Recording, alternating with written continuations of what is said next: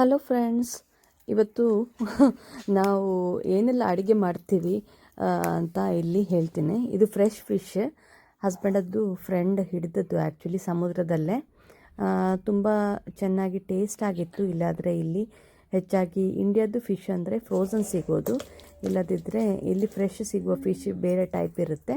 ಹಾಗೆ ನಾವು ಇಂಡಿಯಾದ್ದು frozen fish ಕೂಡ, ಇಲ್ಲಿಯದ್ದು ಫಿಶ್ ಕೂಡ ಫ್ರೆಶ್ ಯೂಸ್ ಮಾಡ್ತೇವೆ. ಆದರೆ ಇದು ಫ್ರೆಶ್ ಆಗಿ ಅವ್ರು ತಂದು ಬಂದದ್ದು ಅದೇ ದಿನ ನಾವು ಫ್ರೆಶ್ ಆಗಿ ಮಾಡಿದ್ದು. 2-3 ಫಿಶ್ ಕೊಟ್ಟಿದ್ದರು ನಮಗೆ.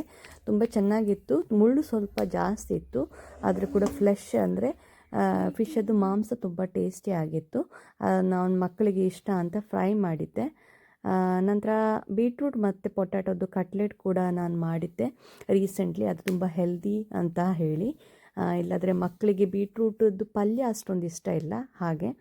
ಮತ್ತು ಖೀರ್ ಮಾಡಿದ್ದೆ ಮ್ಯಾಂಗೋ ಪಲ್ಪ್ ಹಾಕಿ, ಜಸ್ಟ್ ಪಾಯಸದ ಹಾಗೇ ವರ್ಮಿಸೆಲ್ಲಿ ಹಾಕಿ. ಮತ್ತು ದಾಲ್, ಬೆಂಡೆಕಾಯಿ, ಮತ್ತು ಕೆಲವೊಮ್ಮೆ ನಾವು ಮಾಡ್ತೀವಿ ಹಂದಿ ಮಾಂಸ, ಬೀಫ್.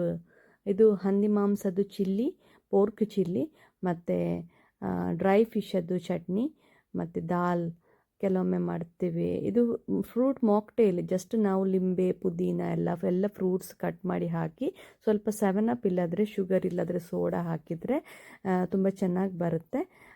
ಕಬಾಬ್, ನೀರು ದೋಸೆ, ಮತ್ತು ಇದು ಗೋಬಿ ಮಂಚೂರಿ ಮಾಡಿದ್ದೆ. ನನಗೂ ನನ್ನ ಹಸ್ಬೆಂಡ್ಗೂ ಇಷ್ಟ, ಮಕ್ಕಳಿಗೆ ಅಷ್ಟೊಂದು ಇಷ್ಟ ಇಲ್ಲ. ಮತ್ತು ಸ್ವಲ್ಪ ಚಿಕನ್ ಕರಿ ಮಾಡಿದ್ದೆವು ಮ್ಯಾಂಗ್ಳೂರ್ ಸ್ಟೈಲ್. ಇದು ಸುವರ್ಣಗೆಡ್ಡೆ. ನಂತರ ನಮ್ಮದು ಮಂಗಳೂರದ್ದು ಸ್ಪೆಷಲ್ ಕೋರಿ ರೊಟ್ಟಿ.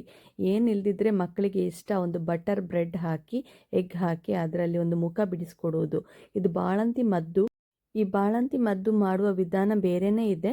ಎಲ್ಲ ಪ್ಲೇಸಲ್ಲಿ ಡಿಫ್ರೆಂಟ್ ಇರುತ್ತೆ. ಹಾಗೆ ನಮ್ಮ ಪ್ಲೇಸಲ್ಲಿ ಮಾಡಿದ್ದು ಮಂಗಳೂರು ಸ್ಟೈಲಲ್ಲಿ ನಾನು ಹೇಳಿಕೊಡ್ತೇನೆ ಇನ್ನೊಂದು ವಿಡಿಯೋದಲ್ಲಿ ಡಿಟೇಲ್ ಆಗಿ. ಯಾಕೆಂದರೆ ಈಗ ಎಷ್ಟೆಷ್ಟು ಕ್ವಾಂಟಿಟಿ ಅಂತ ಸರಿಯಾಗಿ ಹೇಳಲಿಕ್ಕೆ ಟೈಮ್ ಆಗುತ್ತೆ.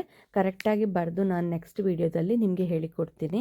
ನಿಮಗೆ ಕೂಡ ಟ್ರೈ ಮಾಡ್ಬೋದು ಮನೆಯಲ್ಲೇ. ಏಕೆಂದರೆ ಹಿರಿಯರು ಯಾವಾಗಲೂ ನಮ್ಮ ಹತ್ರನೇ ಇರೋದಿಲ್ಲ ಅಲ್ವಾ, ಈ ನ್ಯೂಜಿಲ್ಯಾಂಡ್ ದೇಶದಲ್ಲಿ ಸ್ಪೆಷಲ್ ಆಗಿ. ಅದಕ್ಕೆ ಥ್ಯಾಂಕ್ ಯು.